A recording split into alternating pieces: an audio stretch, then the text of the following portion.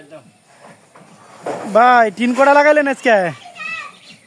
আজকে এই পর্যন্ত 8টা লাগাইছি। ও 8টা লাগাইছেন? 8 ফুট 8টা 8 ফুট 8টা আর 7 ফুট লাগামো উপরে। উপরে 7 ফুট। এই হলো 14 ফুট। ওরে রে, চাল এই 14 ফুট।